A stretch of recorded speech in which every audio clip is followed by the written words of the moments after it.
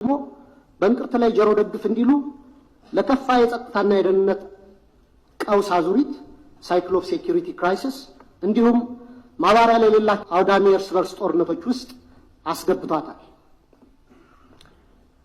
ኢህአዴግ አምባገነናዊ ልማታዊ አገዛዝ ነበር። ወደ ብልጽግና ያደረገው መለወጥ ወይም ሜታሞርፎሲስ ደግሞ የሙሉ ጊዜ ጦረኛና እልቂት ጠማቂ አገዛዝ እንዲሆን አድርጎታል። በመደማመጥና ሰጥቶ መቀበል መርህ ላይ ተመስርተን አገራዊ ልዩነቶችን በማጥበብ ሁሉን አካታች ወደሆነ ማህበረሰባዊ መግባባትና ፖለቲካዊ ስምምነት ወይም ፖለቲካል ሴትልመንት ከማምራት ይልቅ ብልጽግና ፓርቲ በሚከተለው ጠቅላይ አገዛዝ ወይም ቶታሊታሪያን ሊደርሺፕ ምክንያት ሰላም ከራቀን ተራረም። ባለፉት 6 ዓመታት በኦሮሚያ፣ በትግራይ፣ አማራና አፋር ዛሬም ድረስ ደግሞ በአማራና በኦሮሚያ ክልሎች በቀጠለው ጦርነት የድሃ አርሶ አደርና ከተሜው ልጆች በሁሉም በኩል እንደ ቅጠል እየረገፉ ነው።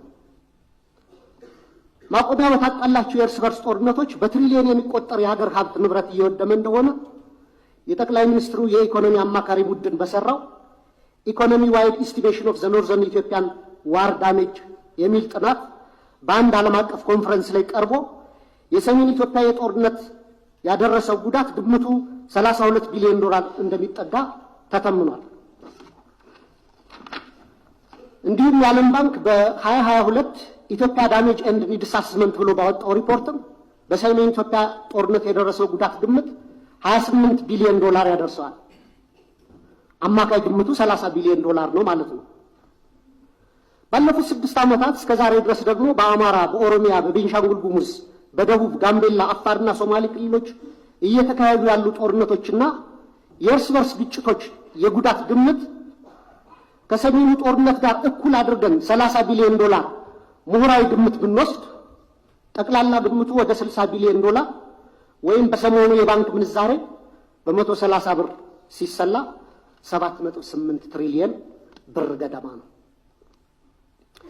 በዘንድሮ በጀት ልክ ቢሰላ ደግሞ በቀጣይ 8 ዓመታት የሀገራችን በጀት የሚሆን ሀብትና ንብረት በጦርነቶችና ግጭቶች አውድመን እንዲሁም በሚሊዮን የሚቆጠሩ ወጣቶችን ጭድ አድርገን ዛሬም የጦርነት ነጋሪት እየጎሰምን ቀጥለናል።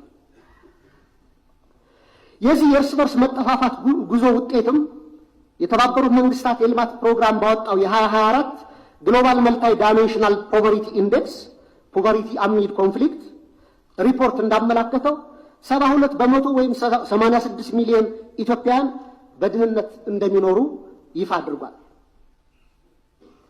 የውጭ ምንዛሬ ለውጡንና የኮሪደር ስራ ተያይዞ መኖሪያና የንግድ ቤታቸው የፈረሰባቸው በመቶ ሺዎች የሚቆጠሩ ችግር ላይ የወደቁ ዜጎችም አሉ። ከቅርብ ጊዜ ወዲህ ደግሞ እንኳን ከኑሮ መሰረታቸው የተነቀሉት ይቅርና ስራ ሰርቶ በላባቸው የሚኖሩ ኢትዮጵያውያን ጭምር የኑሮ ውድነቱን መቋቋምና ልጆቻቸውን ማሳደግ ተስኗቸዋል። በዚህ የድህነት ብጣኔና የኑሮ ውድነት ላይ የተጨመረው የጦርነት አዙሪት ለሀገራችን ከፍተኛ ብሔራዊ የደህንነት አደጋ አዝሏል የሚል ስጋት አለኝ። በሰብአዊ መብቶች ጥበቃ ረገድም የተባበሩት መንግስታት ድርጅት የሰብአዊ መብት ኮሚሽን በኢትዮጵያ ላይ በቅርቡ ባወጣው አፕዴት ኦን ዘ ሂውማን ራይትስ ሲቹዌሽን ኢን ኢትዮጵያ ጁን 2024 ሪፖርት በሀገራችን ላይ እየደረሰ ያለውን ከፍተኛ ሰብአዊ መብት ጥሰት በዝርዝር አቅርቧል። ሪፖርቱ እንደ ሀገር የማያወላዳ ትኩረትና አፋጣኝ እርምጃ እንድንወስድ የሚሹትን የተንሰራፉና ስልታዊ የሰብአዊ መብት ረገጣዎች የደረሱበትን አሳሳቢ ሁኔታ ያሳያል። በሪፖርቱ የተካተቱ ጉዳዮች ልብ የሚሰብሩና በጣም አሳሳቢ ናቸው።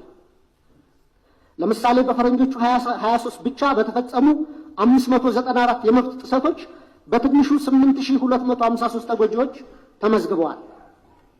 ከነዚህ ውስጥ 1106 ሲቪሊያኖች በአማራ ክልል፣ 366 ሲቪሊያኖች በኦሮሚያ ክልል ተገድለዋል። በ5 ወራት ብቻ ከ250 በላይ ሰላማዊ ሰዎች በድሮን ተገድለዋል።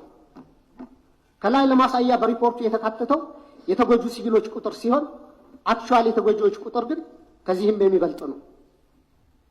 እነዚህ የተንሰራፉ የመብት ረገጣዎችና ከህግ ውጭ ግድያዎች በፈረንጆቹ 2024-25 ዓመተ ምህረት ተባብሰው ቀጥለዋል። የድሮን ጥቃት ዛሬም በአማራ ክልል ተጠናክሮ የቀጠለ ሲሆን ህፃናትን